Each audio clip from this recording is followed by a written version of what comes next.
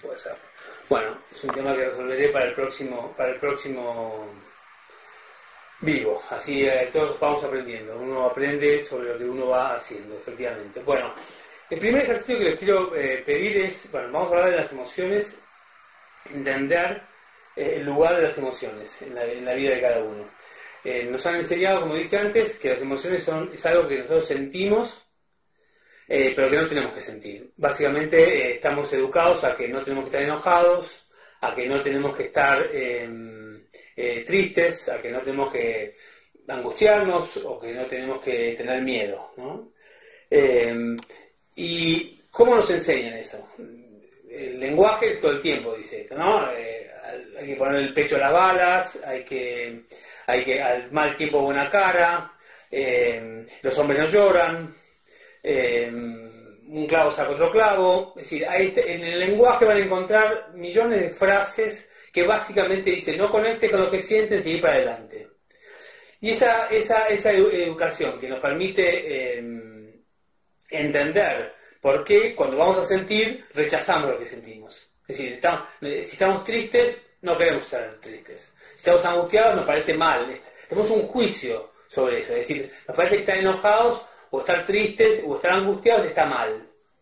Y en realidad no está ni mal ni bien, no es un juicio de valor sobre que una emoción está, es una realidad, está ahí, ¿para qué? Para mostrarnos un camino. Porque nuestra evolución como personas y nuestro crecimiento como personas tiene que ver con lo que hacemos con lo que sentimos. Cuando alguien tapa un sentimiento, por ejemplo la tristeza, alguien tapa la tristeza, compensándola, por ejemplo, es muy común con trabajo, ¿no? Entonces se pone a trabajar para no pensar que está triste. No resuelve la razón de la tristeza. Y la tristeza está ahí.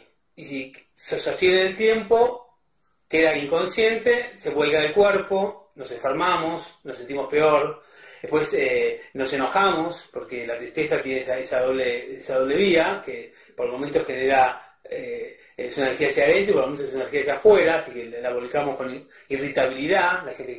Por ejemplo, la gente que le cuesta estar triste, cuando está triste está irritable, ¿no? Bueno, entonces sentimos cosas. Ahora, ¿cuál es la pregunta? La primera cosa que tenemos que decir es, ok, siento esto, estoy sintiendo. Estoy triste. O estoy angustiado. Bueno, me pasa esto. Y con esto que me pasa, ¿qué hago con esto? ¿Por qué siento esto? Si yo no hago una pregunta a esa emoción, no resuelvo la fuente de esa emoción. Es decir, estoy triste, por ejemplo. ¿Qué significa eso? Si estoy triste, básicamente significa que hay algo que he perdido y que no lo estoy pudiendo aceptar.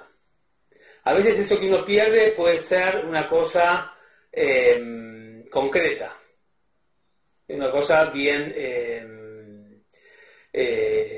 un ser querido, un animal, un bien, no sé, perdí el anillo que me regaló mi marido, lo que sea. Entonces, nosotros, cuando perdemos eso, en el tiempo que aceptamos que eso lo hemos perdido para siempre, es un tiempo en el que estamos tristes.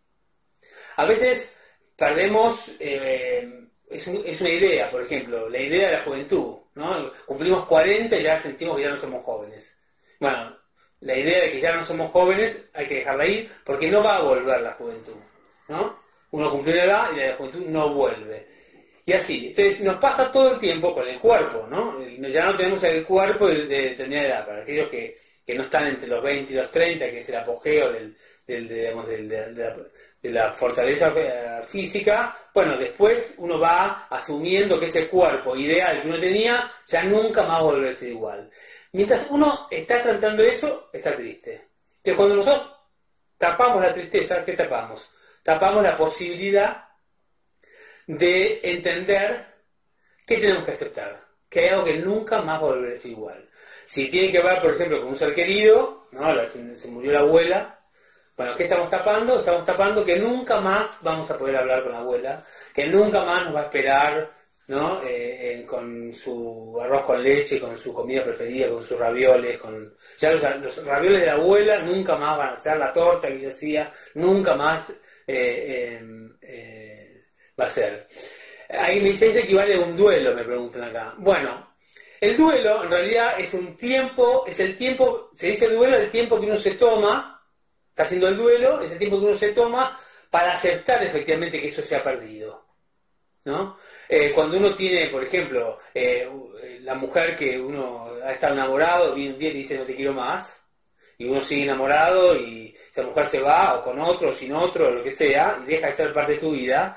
Bueno, el tiempo que yo me tomo para aceptar que ese vínculo nunca más va a volverse igual, es el tiempo en el que yo estoy de duelo, haciendo un duelo por algo. Entonces, cuando uno está triste, toca dos cosas. Primero, reconocer que uno espera algo que no va a ser, que algo cambió para siempre, que esa persona, esa mujer o ese hombre que uno amaba, nunca más va a volver a ser igual. El tiempo ese es un tiempo que no hay que apurarlo. Es decir, no es que, bueno, ya está, ya entendí, no, porque los sentimientos uno siente con el cuerpo, uno siente, no, la gente se pone la mano en el corazón, ¿no? Pero no en el corazón el lugar que siente, bueno, lo siente en el cuerpo. Entonces, uno le tiene que dedicar tiempo a la tristeza. Estoy triste, tiene que declararse triste, se tiene que asumir que está resolviendo eso que uno tiene que dejar ir, y aceptar esa tristeza. Entonces, si de repente no tengo ganas de salir, no salgo. Si tengo ganas de quedarme viendo una película y que yo sé que me hace llorar, llorar. Total, el llanto no es una zanja que se abre en la tierra y te traga. No, el llanto, sobre todo para los hombres, tenemos una muy mala relación con el llanto. El llanto tiene una evolución como la curva de Gauss, ¿no? Empieza y termina.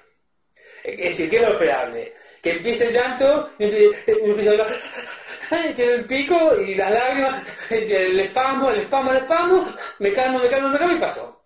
Eso es el llanto. Cuando la gente empieza a llorar, todos nos ponemos mal. Entonces le damos el vasito de agua, le decimos que no se ponga mal, que ya lo vamos a resolver. Y queremos de alguna manera terminar con el llanto, porque nos convoca a nuestra tristeza. El llanto del otro nos convoca a nuestra tristeza. Y queremos cortar ese llanto. No hay que cortar el llanto tiene su ciclo que hay que terminar de evacuarlo. Es energía que hay que sacar del cuerpo. Cuando alguien me pregunta, digamos, si la negación es una forma habitual en relación a las emociones. Bueno, negar una emoción es como negar el sol. Está ahí. Cuando más la niego, más profundidad y más crecimiento toma. Entonces, si uno niega que está triste, bueno, probablemente llore sin entender por qué, esté completamente con altibajos emocionales, en un momento esté eufórico, en un momento esté deprimido. Normalmente la gente que niega las emociones tiene estrategias, ¿no?, para compensar el dolor. Todos tenemos estrategias para compensar el dolor. Pueden ser estrategias que a veces la estrategia es la computadora, a veces es leer 4 diarios por día, a veces jugar a un jueguito en particular, a veces es el trabajo, a veces es el deporte, a veces es el sexo también, mucho para los hombres, el sexo como cosa obsesiva.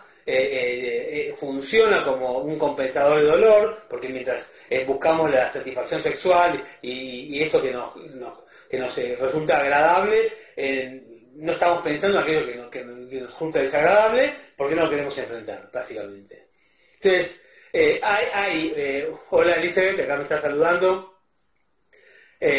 Lucrecia, mi hermana, bienvenida, un gusto.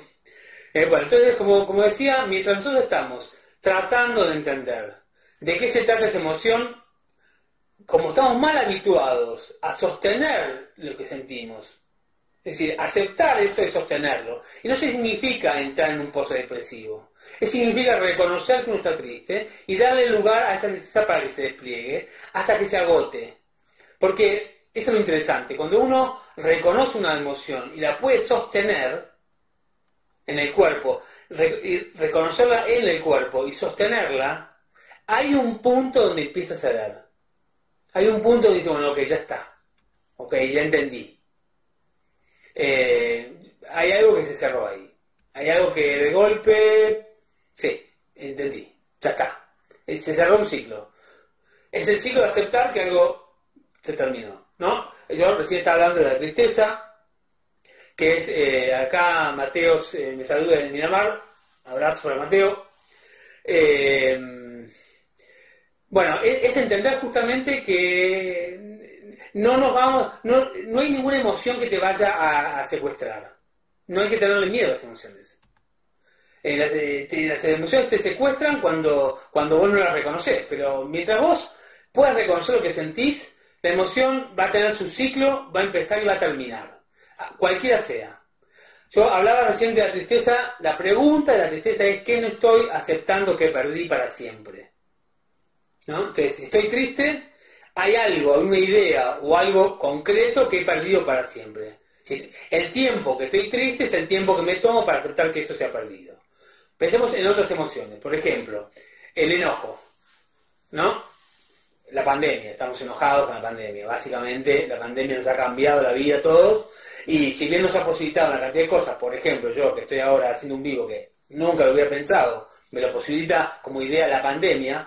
Digamos, yo empecé con las redes sociales porque me quedé parado 3 meses en Francia y a partir de esa experiencia empecé a atender online y a partir de esa experiencia empecé a tener pacientes en Europa y a partir de eso empecé a entender que me interesaba más estar conectado a nivel global que con mi propia comunidad y eso me abrió la posibilidad de empezar a jugar con las redes sociales. Empecé muy tímidamente, el Facebook se me hizo viral, me llegaron 5.000 invitaciones de amigos en 4 días, tuve que entender de qué se trataba eso, bueno, ahora decidí hacer un vivo, ¿no? Todo eso me posibilitó la pandemia, pero también me limita la pandemia, tengo que usar un barbijo que detesto, no puedo ver a gente que quiero ver, gente que quiero se enferma, alguna gente que quiero se muere, entonces la pandemia me genera emociones, entre ellas, por ejemplo, el enojo. Ahora, ¿cuál es la pregunta del enojo? La pregunta del enojo es ¿cuál es la idea, ilusión o expectativa que yo tengo sobre algo y la realidad me está mostrando que es distinto? Por ejemplo, voy a dar un ejemplo bien casero. Lo más común es las parejas, ¿no? O los hijos. Para mí un hijo es y yo tengo una idea. O una pareja, mi mujer o mi marido es y yo tengo una idea sobre eso. Y después está esa persona, que es lo que es. Cada vez que por ejemplo, mi mujer se llama Paula, cada vez que Paula no condice con la idea que yo tengo de lo que una mujer debería ser, yo me enojo con Paula. Bueno, la pregunta es, ¿el problema es de Paula que es como es? ¿O la idea es de la construcción que yo hice de lo que se supone que es una esposa o una mujer? Una vez que yo acepto que esa pareja no es lo que yo esperaba, que yo tengo una idea, una expectativa que mi mujer no la cumple, bueno, lo que me queda es aceptar esa nueva realidad. Aceptar que yo construí una idea. Lo que va a venir después es tristeza, porque hay una idea que yo tengo que dejar ir. Aceptar eso y después recontratar, ¿no? Cualquiera, yo llevo, este año cumplo 23 años de casado. He pasado por esos ciclos de desilusión y reilusión varias veces a lo largo de los 23 años. Es decir, ¿por qué? Porque básicamente, si acá mi mujer me pone, ojo, me pone, dice. Básicamente porque, igual que ella, ya que la tengo acá de escucha, ya que ella también, a lo largo de estos 23 años, se encontró con Rodrigo que no esperaba. Y que tuvo que volver a acomodar, que volver a aceptar, ¿por qué? Porque yo no soy el mismo de que tengo 25 años cuando lo conocí, tengo 51 años, han pasado 26 años desde que nos conocimos, 23 de casados, y bueno, básicamente hemos cambiado. Y esos cambios a veces implica que, bueno, ¿cómo? ¿Vos no sos más así? No, no soy más así. Ah, pero yo pensé. ¿Qué es eso? Yo pensé. Yo pensé que yo tengo una idea de lo que vos eras. Y ahora ahí me aparece mi mujer real, mi amigo ideal o real. Cuando aparece el amigo real, ¿cómo? ¿No éramos amigos? Sí, pero bueno. Ah, pero un amigo no hace esto. Sí, pero no puedo.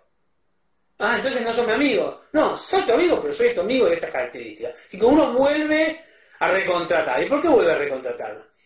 Porque hay una expectativa que no condecía con la realidad. Entonces, cuando uno se enoja, y sobre todo para la gente que vive enojado constantemente, ahora vamos a hablar de eso, básicamente es gente que tiene una idea de cómo es el mundo y cuando el mundo no se adapta a esa realidad, se enoja.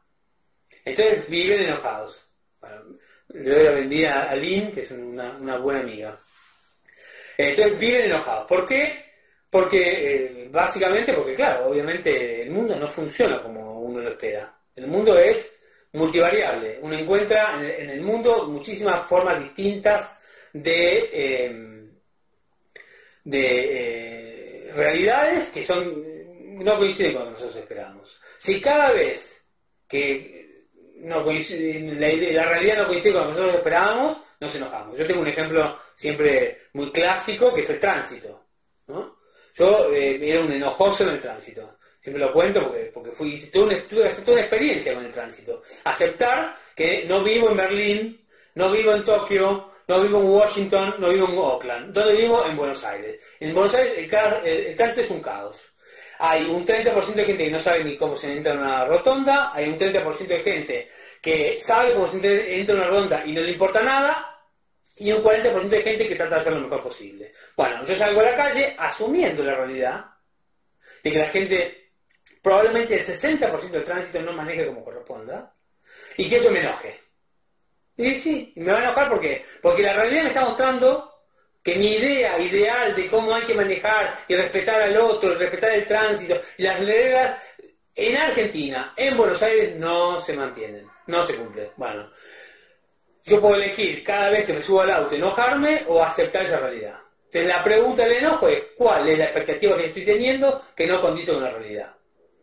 ¿Qué expectativa tengo sobre mi amigo que no condice con lo que mi amigo es? ¿Qué expectativa tengo sobre mi mujer que no es, o mi marido que no es como yo esperaba? O sobre mis hijos. Yo creo que mis hijos tienen que ser así porque yo los crié y después tienen sus propias realidades, sus propias personalidades, sus propias necesidades y hacen su propia vida. Cada vez que mi hijo no condice con la idea del hijo que yo quería tener, me enojo con mi hijo.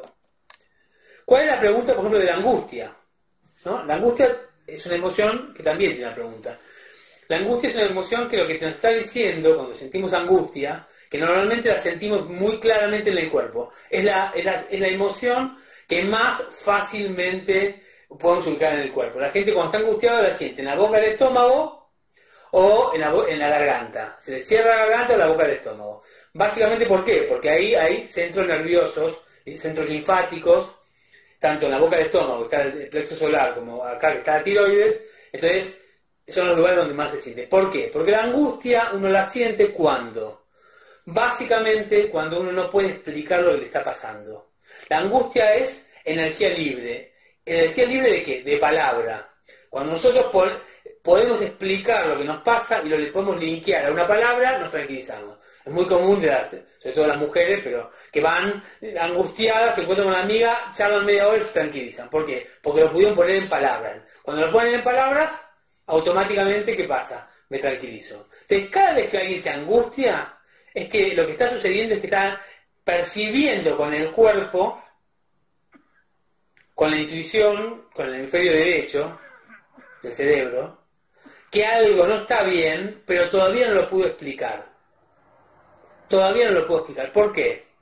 Porque la mente funciona con el lenguaje. Y el lenguaje es lento. Porque para poder explicar tengo que poner una palabra atrás de otra, una palabra atrás de otra. Y eso necesita tiempo. Y el cuerpo entiende instantáneamente. El cuerpo entiende, es instantáneo. Yo voy a la casa de mis padres, abro la puerta, supongo una reunión familiar, miro la escena, entendí. Entendí todo a la vez. Toda la información me llegó plana y el cuerpo entendió. Entendió cómo está mi padre, cómo está mi madre, mi hermano, el tío, hincha pelota, cómo está la hermana, la sobrina. Vos mirás así, ya sabés cómo está el clima, lo entendiste. Después viene la mente y lo ordena. Uy, no, lo que pasa, que vino mi cuñado, que tal cosa, está con, no sé, debe haber un problema. Y la mente, pero la mente toma tiempo. La mente no entiende instantáneamente, el cuerpo sí. El cuerpo tiene una sabiduría que nos cuesta aprender a reconocer, que hay que aprender a respetar, que tiene que ver con la intuición y la percepción, que entiende antes. Entonces, el tiempo en que entre el cuerpo entiende y la mente ordena, estamos angustiados. ¿Por qué? Porque sentimos, pero todavía no le pusimos palabra a eso que nos está sucediendo. ¿Ok? Entonces la pregunta de la angustia, ¿cuál es?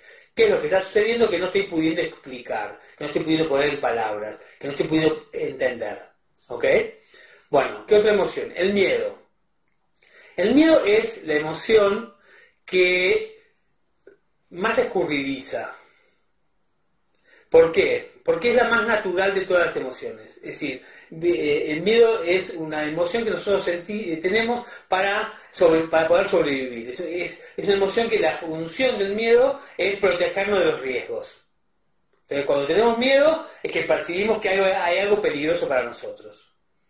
El problema que tenemos los seres humanos, a diferencia de los animales también tienen miedo. Pero el animal tiene miedo con objeto, ¿no? Un gato sale a la calle, se encuentra con un perro, cuando ve el perro tiene miedo. Pero solo tiene miedo cuando lo ve al perro, no tiene miedo de la idea del perro. No hay ningún gato angustiado por la calle o con miedo por la calle por encontrarse un perro. El gato camina tranquilo.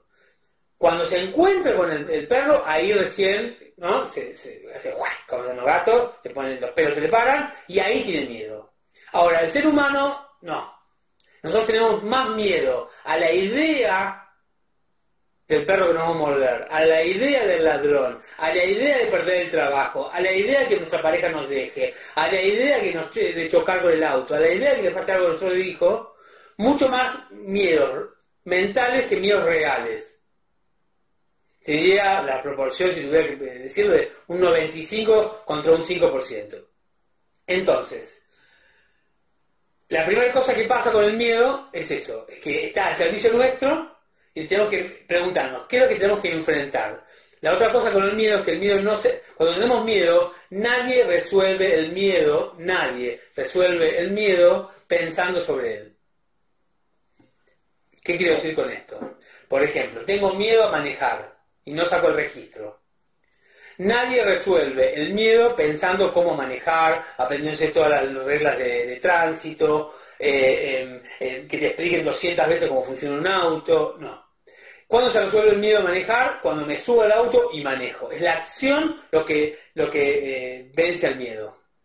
Tengo miedo a andar a caballo hasta que no me subo el caballo y ando a caballo, el miedo no se pasa. Tengo miedo a subirme a un avión. Hasta que no subo al avión varias veces, el miedo a subir un avión no se pasa. Nadie, por más que yo le explique que es más seguro viajar en avión que viajar en auto, que de acá a Ezeiza tenés más posibilidad de matarte que de Ezeiza a Nueva York, no hay explicación. Los miedos no se resuelven en la mente, se resuelven haciendo. ¿Cuál es la pregunta del miedo? ¿Qué tengo que enfrentar? ¿Qué tengo que hacer para vencer ese miedo? Ahora, el miedo es escurridizo. Muchas veces tenemos miedo y no nos damos cuenta. A diferencia de otras emociones que las reconocemos más fáciles. Por ejemplo, la ansiedad. Decimos ansiedad al miedo. Que la ansiedad es miedo que algo pase o algo no pase. Por ejemplo, tengo que dar un examen, estoy ansioso. En realidad tengo miedo que desaprobar. Voy a ir a una entrevista de trabajo, estoy ansioso por la entrevista de trabajo, no me puedo dormir a la noche. En realidad no estoy ansioso. Tengo miedo de que en la entrevista no guste y no me contraten. Voy a salir con una chica que me gusta mucho, un chico que me gusta mucho y estoy ansioso. No, tengo miedo de que no le guste, que me rechace. Bueno, pero decimos que le ponemos una palabra que nos resulta más amena, es decir, tengo problemas con la ansiedad que tener problemas con el miedo. El otro tema, otra forma que se esconde el miedo, por ejemplo, es en la falta de ganas. No tengo ganas, no me gusta mucho viajar al exterior, viste los aeropuertos, no me gusta mucho ir a tal lugar, no me gusta, no tengo ganas de ir a bailar, no me gusta ir a bailar. Tengo miedo que me rechacen, tengo miedo de perderme, tengo miedo de que me pase algo, tengo miedo. Sí, también atrás de la falta de ganas se esconde muchas veces el miedo. Encontramos ahí muchas veces el miedo. Entonces, el miedo es una emoción que no siempre es tan fácil de reconocer que uno teme, ¿no? Y cuando uno lo reconoce, la única forma de resolverlo es enfrentándolo. No hay otra. Nadie resuelve un miedo pensándolo, ¿no? Y eso es un tema interesante. Ahora, quiero hacer una disquisición. ¿Qué diferencia hay en línea con esto, entre un cobarde y un valiente? Un cobarde y un valiente tienen en común que los dos tienen miedo. La diferencia es que el cobarde se queda paralizado y el valiente avanza, hace a pesar del miedo. Si uno estuviera, por ejemplo, en una trinchera de una guerra, lamentablemente hoy en el planeta Tierra todavía hay guerras, ¿sí? Hay gente que está con un arma en la mano tratando de luchar. Y tiene que matar a alguien que tiene enfrente. Y tenés un arma y tenés que salir a matar. Si la persona que tiene, lo gráfico con esto, que es un poco extremo, pero para ser claro. Si ese que tiene el arma, cuando va a atacar, no tiene miedo, está loco. ¿Qué significa? Que no registra que tiene posibilidad de morirse. Que así como él está atacando, también lo pueden matar así, a él mismo. Entonces, es importante entender esta cuestión. Es importante entender que si no tengo miedo y hay un riesgo real, tengo un problema de salud mental, porque básicamente me estoy poniendo en riesgo. Ahora, si tengo miedo, ¿qué tengo que hacer? Y lo quiero enfrentar. Para ser valiente. ¿Cómo? Si yo tengo miedo y no puedo, realmente no puedo, y me paralizo. Bueno, si yo quiero ser valiente, me tengo que preparar.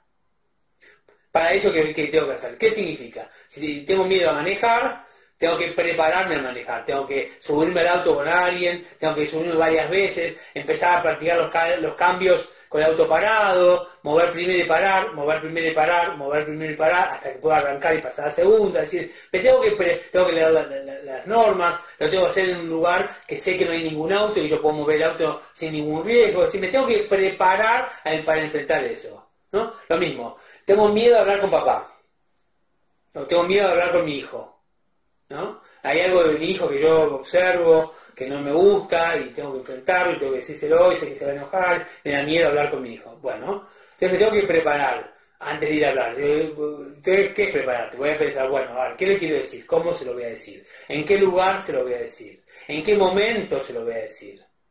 ¿Cómo voy a llamar su atención? ¿Con qué tono de voz? ¿Qué voy a hacer si cuando le diga esto no reacciona como yo bien? Bueno, uno va pensando y preparándose para tener esa conversación, y cuando llega el momento tiene esa conversación que en principio da miedo, pero bueno, se puede tener. El valiente, para ser valiente simplemente hay que prepararse, hay que como ir entendiendo qué es lo que tengo que hacer para hacer eso, ¿no? Bueno, Victoria Salgado se unió. Bienvenida, Victoria. Y tiene que ver con estas cuestiones. Ahora, yo les decía antes, hagan el ejercicio de pensar, ¿no? Cierren los ojos 2 minutos y piensen, concéntrense, y lo desarrolló, estos 2 últimos días. Vayan para adentro. A ver. ¿Cuáles son la emoción que ustedes pueden registrar que fue como la emoción más preponderante o más repetitiva?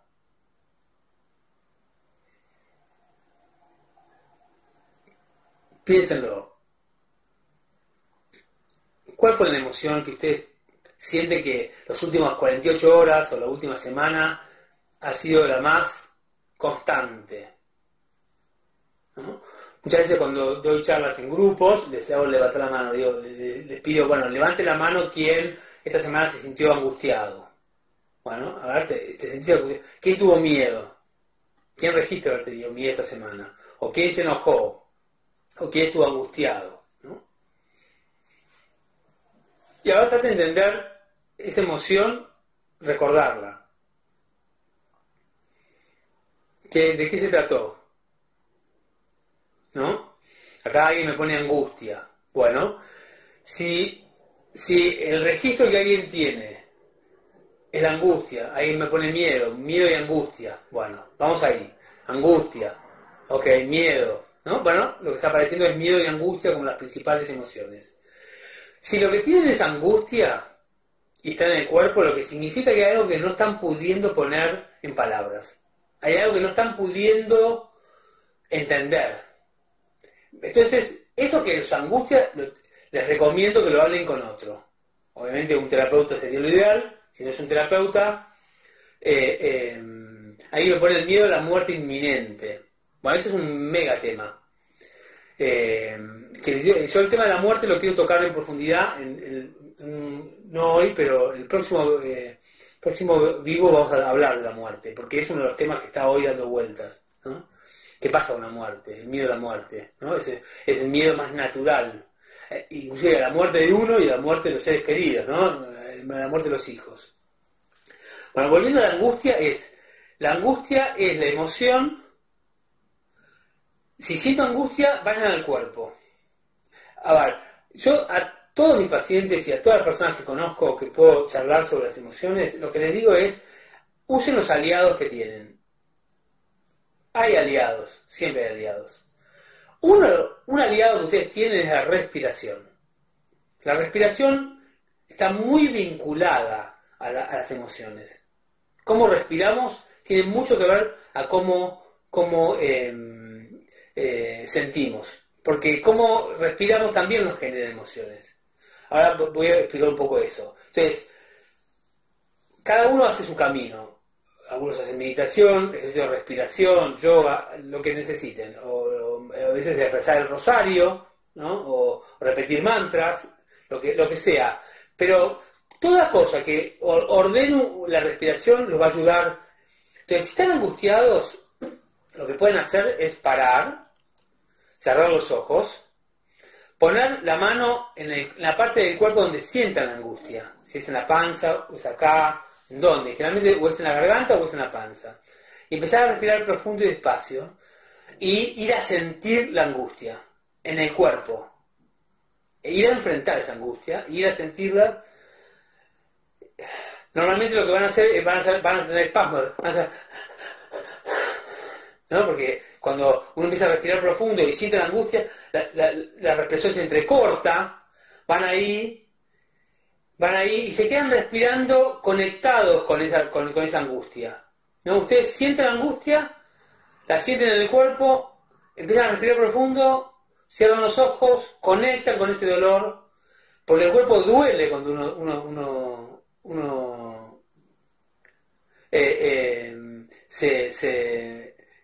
está angustiado, el cuerpo duele real, digamos, no es metafórico.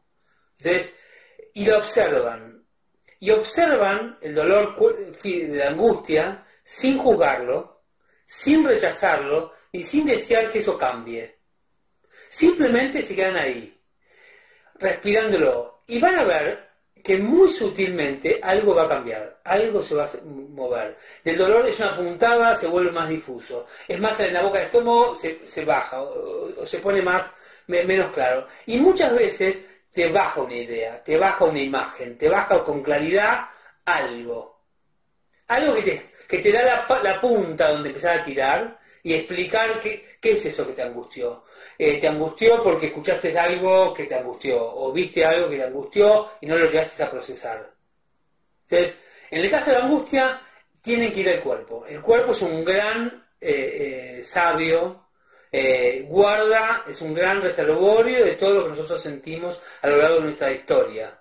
Es más, toda aquella emoción que no procesamos bien, todavía la tenemos en el cuerpo. Y si hacemos respiración y meditación profunda, van a ver que va a salir como llantos inesperados, a veces pasa, está en el cuerpo y es lo que nos enferma. Básicamente, esa emoción que no resuelta es una energía iatrogénica que con el tiempo te termina enfermando. Entonces, la persona que está angustiada tiene que parar, darse su tiempo, ir a la angustia, respirar, sentar y ver qué pasa ahí. O ir con alguien y poner en palabras lo que está pasando, pero tiene que ir a enfrentar eso que le está pasando. La angustia está ahí porque le está pidiendo claridad, está pidiendo palabra, está pidiendo, hay algo que no está sucediendo, el cuerpo lo está entendiendo y la mente todavía no lo ordenó. Vaya para ahí. Vamos al miedo, ¿no? Elizabeth decía a la muerte inminente. Bueno, ahí es un tema súper interesante. Como dije, después voy a profundizar sobre la muerte. Con bienvenida Susi. Voy a profundizar sobre la muerte un poco más, pero hoy lo que quiero decir es que el miedo a la muerte está muy vinculado a la idea que ustedes tienen de la muerte. ¿Cómo ustedes hayan construido la muerte en su vida, y pensado, tramitado y transitado y experimentado la muerte, es el concepto que ustedes tienen. Hay una necesidad de olvidarnos que nos vamos a morir. La realidad es una realidad innegable, todos nos vamos a morir. Tarde o nunca no. Todos nos vamos a morir. Tarde o mal, nos vamos a morir. O bien, pero nos vamos a morir. Ahora, ¿cuál es la realidad? Nos vamos a morir, pero no sabemos cuándo. Y tampoco sabemos cómo. Entonces, como es algo que no sabemos ni cuándo ni cómo, preferimos olvidarnos que nos vamos a morir. Si ustedes me preguntan a mí, yo soy un amante del tema de la muerte. A mí me encanta el tema de la muerte. Porque en la medida que uno tenga muy consciente la muerte, empieza a ser muy consciente de la vida. Cuando más consciente se es de la muerte, más consciente se es de la vida. La muerte, la conciencia de la muerte nos hace tomar mucho valor sobre el tiempo. Jugar a negar, ¿no? La negación de la muerte nos permite jugar con la omnipotencia de pensar de que no nos vamos a morir, de que eso va a pasar dentro de mucho tiempo. Entonces tenemos tiempo para perder. Y en realidad nosotros vivimos muy poco, vivimos 80, 90 años en el mejor de los casos, que para lo que es la historia del universo, del planeta, es un soplo. Y este viaje, cada uno tiene un propósito, no sé, no importa la creencia que cada uno tenga, pero por algo tomamos esta forma, este cuerpo, este nombre, esta identidad, tiene que ser un viaje. Y el final de este viaje es la muerte, ¿no? Cuando más conscientes seamos de la muerte, más vamos a disfrutar de la vida. Y eso es interesante, porque la muerte en ese punto nos permite disfrutar el minuto a minuto, ¿no? Ahora se habla mucho de aquí a ahora. Si quieren saber cómo conectar con aquí a ahora, conecten con la muerte y cada minuto va a tener valor. De hecho nos pasa que cuando alguien se muere cercano, o vivimos una experiencia cercana donde nosotros corremos mucho riesgo de muerte, empezamos a valorar y a expresar, ¿no? Hoy escuchaba una entrevista muy interesante que le hizo O'Donnell no me sale el nombre de este periodista, a Esteban Bullrich, ¿no? Que le diagnosticaron ELA, que básicamente dijeron el diagnóstico de ELA, que es una enfermedad que los músculos se van muriendo de a poco. Le dijeron te vas a morir de a 2 a 5 años, aunque hay gente que dura más tiempo, pero el pronóstico es de 2 a 5 años. Y si ustedes ven esa entrevista, acá Martín dice que es leuco, no era leuco, era Baum, no sé cuánto Baum, tiene el apellido judío, no me acuerdo el nombre exacto, es muy buen periodista, a mí me encanta ese periodista. No es Kirschbaum, no es... ya me lo va a ver.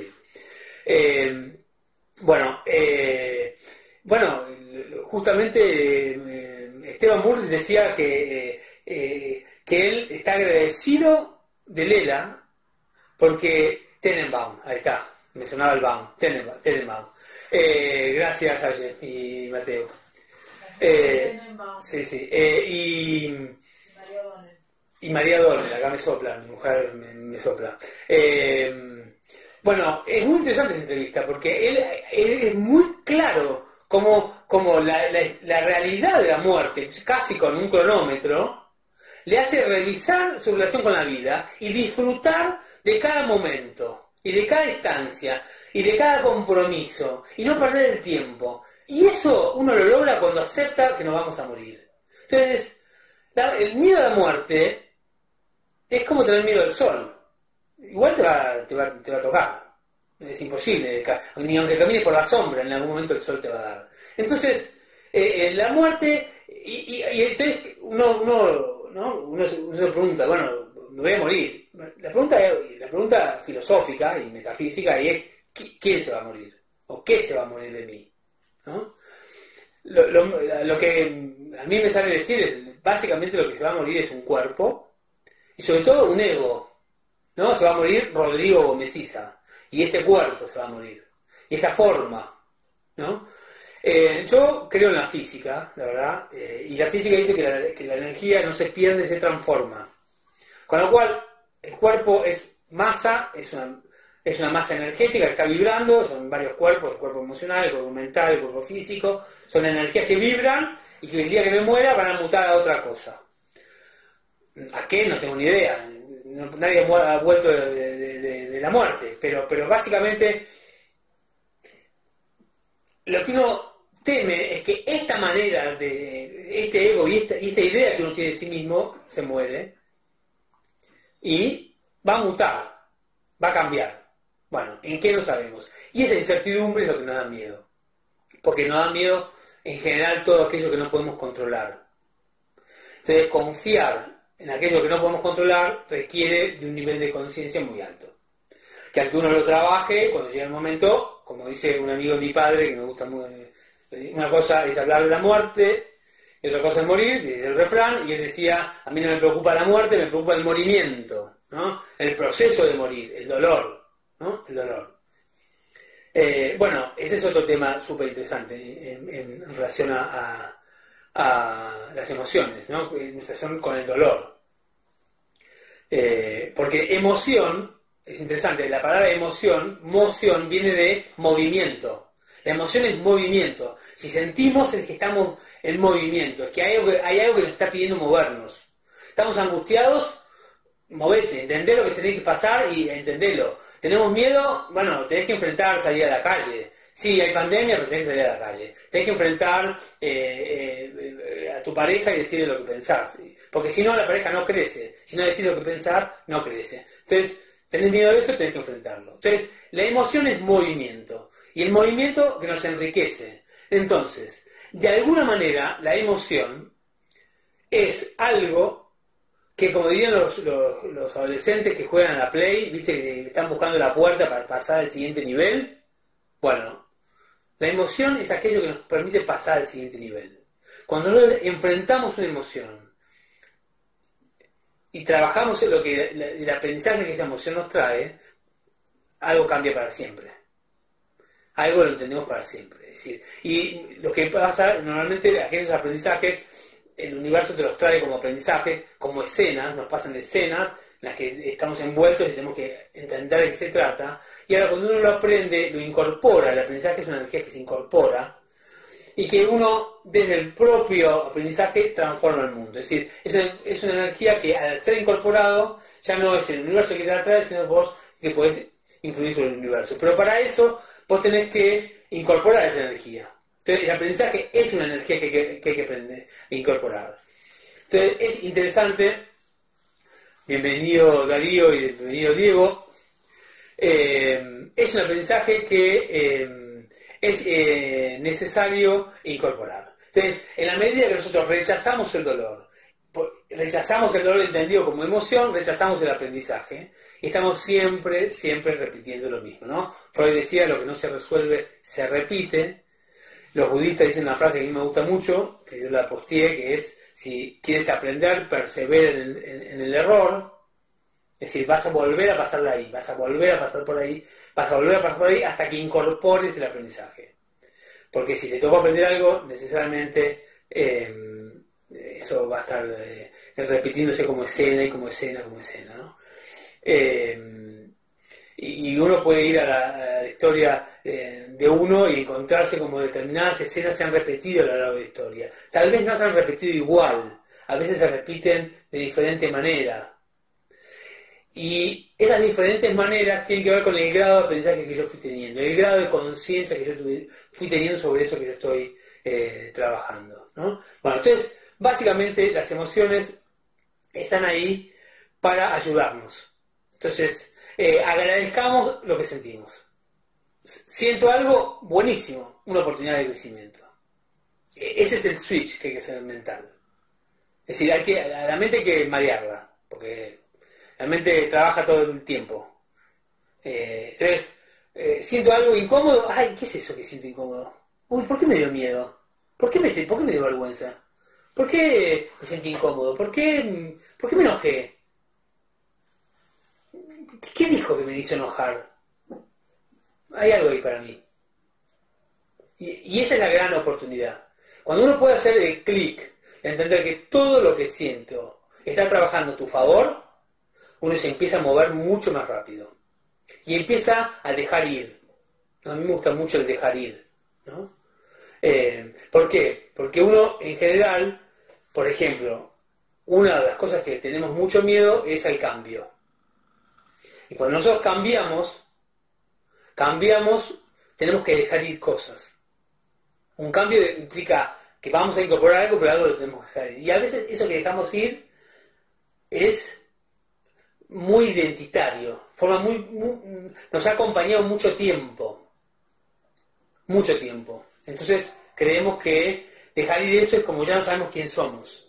Nos da mucho miedo dejar ir aquellas cosas que nos han identificado mucho tiempo, ¿no? Ustedes a veces se dejar ir una casa, por ejemplo, dejar ir un trabajo. Los trabajos son muy identitarios, ¿no? Fulano de Coca-Cola, de Quilmes, del Banco Galicia, ¿no? De nada la compañía por el chivo, pero la gente que trabaja en una corporación siente que es el apellido de la empresa, que cuando cambia de empresa tiene que dejar ir. Bueno, hay en esos cambios un dejar ir una identidad, ¿no? Y eso da miedo, da mucho miedo. Por ejemplo, lo clásico, cuando un hombre o una mujer se da cuenta que la persona que ha elegido como pareja ya no es la persona que sigue eligiendo, que ya no siente lo mismo, que ya no siente amor, que la quiere, que la valora, pero que no es lo mismo, y tiene que cambiar, tiene mucho miedo. Pero mucho miedo a dejar ir la idea de familia, por ejemplo. Si hay una constante que yo encuentro en la clínica con la gente que está atravesando una separación, hay mucho sufrimiento, mucho dolor por dejar ir la idea de familia que nosotros teníamos, ¿no? Papá, mamá, hijos, todos juntos en la misma casa, todos juntos de vacaciones, ya uno en cada casa, los chicos yendo y viniendo, no es la familia que yo me imaginé. Entonces sufro porque mi idea de familia ya no es la mía. Tengo que dejar ir ese modelo de familia, ¿no? Y entender que los aprendizajes son ciclos y que así como una pareja puede durar toda la vida, puede tener un ciclo de 10 años, o de 20 años, o de 30 años, o de 50 años, y terminar, ¿no? La naturaleza se maneja por ciclos. Bueno, nosotros también somos parte de la naturaleza, no somos una cosa que está por fuera de la naturaleza. Entonces, nosotros también nos manejamos cíclicamente. Y entonces, inclusive las parejas que duran mucho tiempo, no es la misma pareja, es una pareja que se religió, que cerró un ciclo y abrió otro, que cerró un ciclo y abrió otro, con la misma persona, sí es cierto. Entonces, entenderlo como ciclos te ayuda a entender que, bueno, que a veces el ciclo se cerró y ya no es con esa persona. Y aceptar eso duele. Y da tristeza. Y da cosa. Pero bueno, hasta que yo no hago ese cambio, y ahí aparece la oportunidad de repente de tener un nuevo hijo, que no lo esperaba, una edad que no lo esperaba, y eso me abre toda una posibilidad, una reconexión con el amor de una nueva forma nueva, y una conexión con la sexualidad de una forma nueva, y una conexión con los afectos, o con la expresión, o con el trabajo, o lo que sea, con lo que estemos hablando, ¿no? Entonces, dejar ir, ¿no? Entonces, es muy importante para entender las emociones, que cuando ustedes van a rascar atrás del miedo, van a encontrar mandatos, y creencias, ideas, ¿no? Entonces, si quieren trabajar sobre lo que tienen que dejar ir, tienen que identificar el mandato que está traccionando, ¿no? Por ejemplo, a veces, el otro día hablaba con una persona y me decía, claro, la idea de ser bueno, por ejemplo. No, yo soy una buena persona. A ver, todos somos buenas personas y todos somos malas personas. Cuando dejamos ir, dejamos de ser quienes somos, modificamos nuestra identidad, sí, exactamente. Cuando la identidad no es una cosa fija, es dinámica. La identidad es, vamos, sé quién soy, no sé quién soy. Sé quién soy, no sé quién soy. En el tiempo en que dejamos ir, hay un tiempo de extrañeza, nos sentimos raros, no nos identificamos. A los lugares donde vamos sentimos que ya no marchamos igual. Hay un tiempo hasta que la identidad se vuelve a cerrar sobre algo. Si eso sobre lo que se vuelve a cerrar es algo verdadero de uno, nos empezamos a sentir mejor. Si lo que se vuelve a cerrar es sobre otra mentira, seguimos igual. La identidad es algo dinámico y dejar ir los mandatos es dejar ir una identidad falsa, ¿no? Una identidad prestada, ¿no? Y la verdad no es interesante sostener eso. Eso genera miedo, genera mucha angustia, sobre todo cuando estamos frente a una situación que nos interpela en nuestra identidad, nos da mucha angustia. Porque ¿cómo? Yo que soy bueno. Sí, pero te estroló la cabeza contra la pared. Sí, pero me pidió plata y que no se la voy a dar, se la necesita. Sí, pero lo encontraste en la cama con otra mujer. Entonces, ¿es bondad si te estroló la cabeza contra la pared y lo encontraste en la cama de tu propia casa con otra mujer y te pide plata prestársela? ¿Sos malo si no se la prestás? ¿Qué concepto de bueno tenés? ¿No? Es interesante eso. ¿Qué concepto de bueno tenés? No, hay que ser bueno, ¿no? Alguien me decía el otro día, muy interesante, una persona que tenía problemas con la obesidad. ¿Por qué? Trabajando nos dimos cuenta que tenía un concepto donde si estaba gordo no iba a ser deseado, entonces no iba a pecar. Porque tenía el concepto de que la sexualidad y el deseo y estar tentados a perder, digamos, a ser infiel, el miedo a ser infiel y a pecar, prefería estar gordo y que nadie te deseara. Bueno, fíjate lo que es el concepto de lo que es ser bueno, le impacta en su calidad de vida, en su salud y en su sexualidad, por un concepto. Cuando pudo ver que en realidad él podía ser sensual y que en realidad si él tiene el valor de la fidelidad, tiene sentido ese valor, en tanto la posibilidad de la infidelidad está ahí, porque si no, no estoy eligiendo. Si nadie quiere tener una relación sexual conmigo porque soy un bofe y no le voy a gustar a nadie, ¿cuál es el mérito de no ser infiel? Bueno, cuando pudo hacer ese clic, bueno, ya bajó 10 kilos.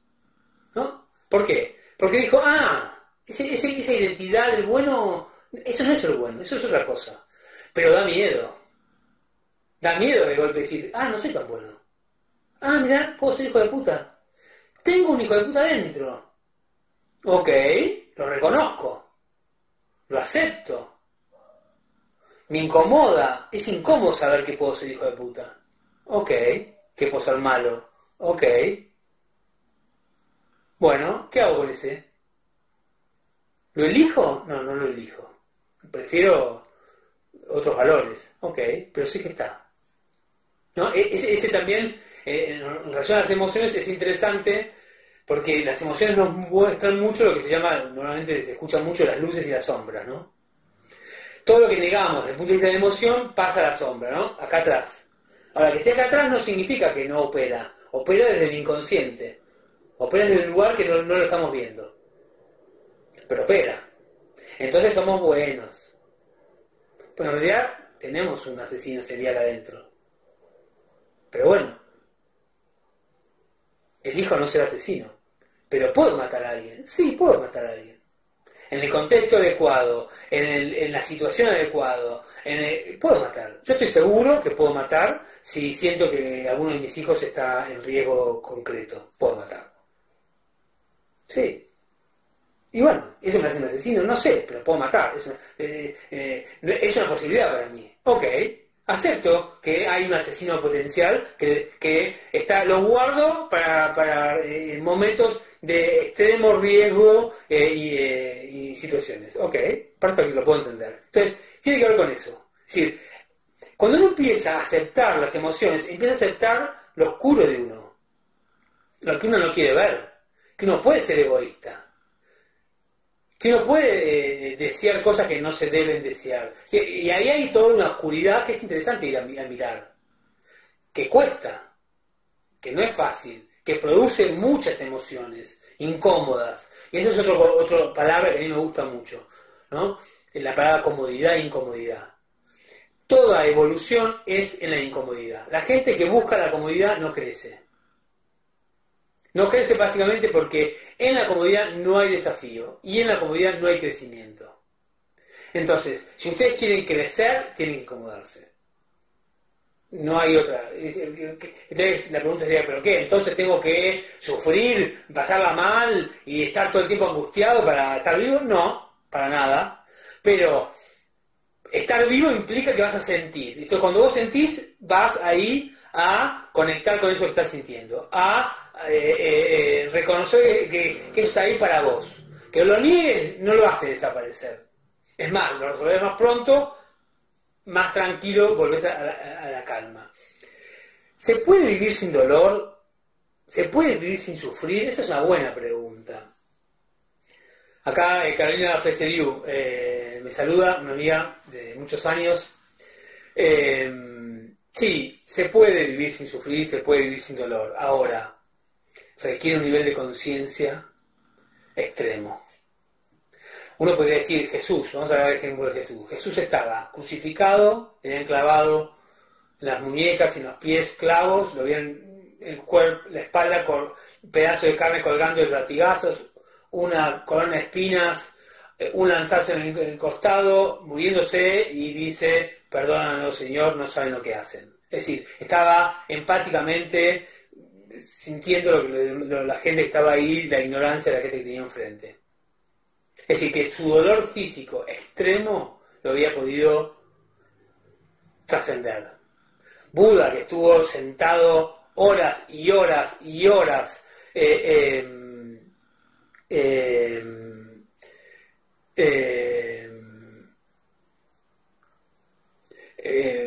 meditando, casi sin comer, trascendió ese dolor y un día lo que llamamos los budistas se iluminó, ¿no? Significa en términos energéticos, básicamente se pasó a otro nivel. Acá me pregunta Diego, ¿qué diferencia entre conflicto? Espera, perdí la pregunta. Entre crisis y conflicto. Bueno, a ver, cuando tenemos una emoción, uno puede tener una crisis emocional, y eso tiene que ver con uno. Probablemente haya conflictos que desataron esa crisis.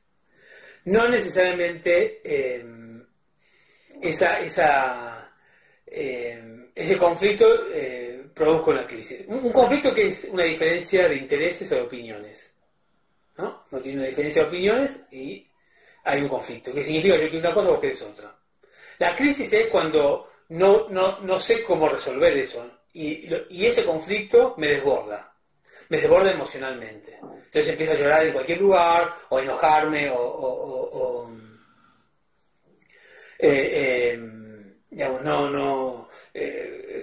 hay un punto ahí en donde no termino de resolver y de entender cuál es el aprendizaje. Cuando hay una crisis es porque no me hice las preguntas adecuadas. Esta que yo les decía. ¿Por qué estoy triste? Porque no estoy dejando no puedo aceptar que me dejó de querer. ¿Cómo me dejó de querer? Y sí, te dejó de querer, no te dejó de querer, te dejó de querer como te quería antes. Bueno, estoy en crisis porque eso me duele, y estoy en crisis, y sí. Pero hasta que yo no acepto que la posibilidad del amor de cambiar es real para el otro y es real para mí, no puedo dar vuelta a la página. Me quedo atrapado ahí, repitiendo. Probablemente, un clásico es cuando las personas que han sufrido mucho maltrato infantil y que han vivido experiencias de abuso, o de abuso psicológico, o abuso sexual, o abuso físico, aceptar que tu padre, que tu madre te quisieron dañar es uno de los dolores más grandes y más difíciles de superar. Mucha gente tiene 50 años y sin embargo tiene adentro un niño triste, un niño que no terminan de largar. ¿Por qué? Porque cuesta aceptar que la persona que te tenía que cuidar, que más te tenía que amar, te dañó. Y te dañó con alevosía, te dañó queriéndote dañar. Porque están los que te dañan sin querer. Una amiga mía hacía un chiste que a mí me causa mucha gracia, decía que en el mundo están los hijos de puta y los boludos de puta. Que los boludos de puta son más peligrosos. ¿Por qué? Porque son los que te joden la vida sin querer, ¿no? Bueno, el hijo de puta por lo menos sabes que tiene intención y te puede defender. El otro lo hace de buena onda te caga. Bueno, esa clasificación que es graciosa, que es como un chiste, de alguna forma lo que muestra es que alguien que tenía la responsabilidad de cuidarte no lo hizo. Yo posteé algo que lo pienso, digamos, dice que cuando un niño, cuando un adulto abusa de un niño, un padre abusa de un niño de alguna forma, el niño no deja de querer al padre, pero deja de quererse a sí mismo. Y es muy interesante ir a conectar con el verdadero valor de uno. Y eso también es un camino con la emoción, ¿no? Hay muchas emociones, la gente tiende a sentirse con baja autoestima, tiende a sentirse que vale poco, que no es merecedor. ¿Por qué? Porque en algún momento le introdujeron una pregunta que es: vos no sos tan valioso. Bueno, la emoción que produce eso es frustración, dolor, miedo a vincularse porque me da miedo que me vuelvan a lastimar, elijo gente que me abandona todo el tiempo, lo vuelvo a vivir, porque como no lo enfrento, vuelvo a crear el contexto para volverlo a vivir, ¿no? Eso es interesante. Es decir, que básicamente hasta que no acepto que esa madre y ese padre tuvieron una historia que probablemente sea de abuso y de tristeza, y no lo puedo contextualizar, tal vez no alcance con eso, pero decida aceptar que esto tiene muchas generaciones en el árbol genealógico, que nadie construye un perverso de la noche a la mañana. Un perverso se construye con varias generaciones de abusos, y de falta de amor, y de falta de empatía. La falta de empatía de los sádicos radica básicamente en que no pueden conectar con lo que el otro siente. ¿Y por qué no pueden conectar con lo que el otro siente? Porque no conectan con lo que ellos sienten. Entonces, el ejercicio de ir a aceptar lo que siento es desarmar generaciones de sadismos, generaciones de perversión, generaciones de desamor, generaciones de maltrato o de desconexión, ¿no? Yo tengo 51 años, todos los que tienen mi edad y piensan en sus padres, probablemente por las generaciones que vinieron, que son hijos de los que se bajaron de los barcos, eran los padres que expresaban el amor con el hacer. Entonces te cuidaban, pero no estaban habituados a decir que te quiero o a expresarlo desde el contacto físico. Entonces, solo hacen. Bueno, eso es ¿y por qué es eso? Básicamente porque no conectan. Porque cuando conectan y tienen que decir que aman, y tienen que decir o abrazar o acariciar, lo que sienten es tan incómodo, es tan molesto, que no lo toleran. ¿Por qué? Porque no están acostumbrados a estar molestos. No quieren mirar lo molesto. ¿Qué me pasa que no tolero un abrazo? ¿Qué me pasa que no tolero el decir te amo? Me siento vulnerable, corro riesgo, que me lastimen. Las emociones siempre nos van a ayudar a entender ahí qué es lo que nos falta aprender, ¿no? Sin ir más lejos, el otro día, el domingo pasado, fui a la casa de mis padres y por el cumpleaños de mi hijo mayor. Y mi padre me dijo que yo era físicamente distante. Interesante. Interesante porque es la primera vez que me lo dice, ¿no? Entonces yo dije, bueno, me pudo decir que siente que yo soy físicamente distante. Ok.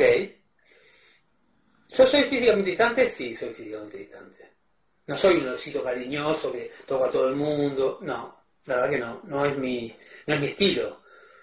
¿Por qué soy así? Bueno, mi padre es físicamente distante, ¿no? Vos lo abrazás y es como abrazar una heladera. Se queda fijo, con mucho... Es así. No, nunca se va a quedar. Ese proceso, ¿quién me lo enseñan? Mis hijos, ¿no? Mi hijo Iñaki viene y dice, papá, que necesito un abrazo reparador, me dice. Viene y me abraza y se queda un rato abrazado. Yo al principio me costaba quedarme, hasta que el cuerpo hace... Si no, prueben, hagan el ejercicio de abrazar a alguien y no soltar, no es un abrazo y te suelto. Abrazo y me quedo. Hay un momento que el cuerpo hace... como... algo se relaja, algo se acompasa, algo se ordena dentro. Algo... es un abrazo que me sostiene, que me abraza internamente. ¿Por qué me cuesta tanto? ¿Y por qué le tengo miedo al amor?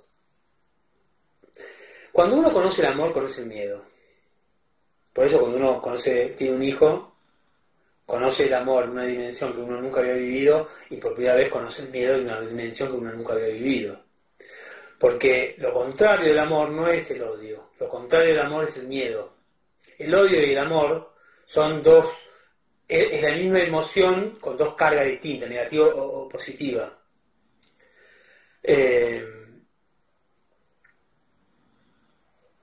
A ver, me están haciendo una pregunta. Dice el vencimiento de la resistencia. El vencimiento de la resistencia, efectivamente. La respiración esa, acá Ezequiel me tira letra, cuando uno hace así, ¿por qué? Dice, es el vencimiento de la resistencia. Es decir, uno se deja de resistir al amor. Entonces por eso se puede quedar. Y es interesante. Y es en ese camino, en ese recorrido, que uno empieza a crecer como persona, a elevarse en la dimensión del amor, en la expresividad del amor. Porque yo hablé de 4 emociones básicas que son incómodas, pero están otras emociones que no son incómodas, que es la alegría, el entusiasmo y el amor, que también generan incomodidad. Es decir, no es tan fácil ser amado. O no es tan fácil amar. Ustedes saben que la real necesidad del ser humano es amar. No es ser amado. Alguien que es muy amado pero no ama, no es feliz. ¿No? Se necesita... se necesita amar para llegar a la felicidad. Cuando uno ama es feliz. Si uno no ama, la gente que no logra conectar con el amor y no logra dar amor, no, es gente seca, es gente parca, es gente áspera, ¿no? Entonces, la expresividad del amor es lo que te pone más dulce. Hay una anécdota súper interesante que una vez escuché, me pareció fuertísima, que una vez, creo que uno de los chalchaleros, el de Sarabia, en un accidente de auto se le murió la mujer y una de las hijas, o 2 de las hijas. Básicamente se quedó sin familia en un solo accidente. Y la conoció la madre Teresa de Calcuta, y la madre Teresa de Calcuta le dice, cuando se entera, lo llama, y le dice, creo que era Facundo, tenés que venir a la India a ayudarme a trabajar acá. Entonces dice, ¿pero por qué? Porque vos tenés demasiado amor para dar, y si no lo das, te vas a enfermar. ¿No? Claro, es decir, el amor que uno tiene por un hijo, por la mujer que vos amás, o el hombre que vos amás, si eso uno no tiene dónde ponerlo, eso enferma. Entonces, uno tiene que poner el amor en circulación, ¿no? Bueno, no sé si estoy siendo claro, si les sirve lo que estoy diciendo. Ya son las 8:15, va 1 hora. Bueno, me voy despidiendo, espero les haya gustado el vivo, mi primer vivo, así que lamento de los que no se pudieron conectar por Facebook, ya veré cómo hago la próxima vez. Les pido disculpas, porque la verdad que no pensé que la tecnología me iba a fallar, pero ninguna de las 2 máquinas que son Mac se conectaron con el Facebook. Acá me ponen lo contrario al amor es el miedo, sí, lo contrario al amor es el miedo. De hecho, cuando tenemos mucho miedo a crecer, es que nos estamos amando poco. Bueno, la vez que viene trabajaré sobre alguna emoción en particular y por supuesto sobre lo que ustedes vayan trayendo y preguntando. Espero les haya gustado, mucho cariño y nos vemos el jueves que viene. Un abrazo para todos.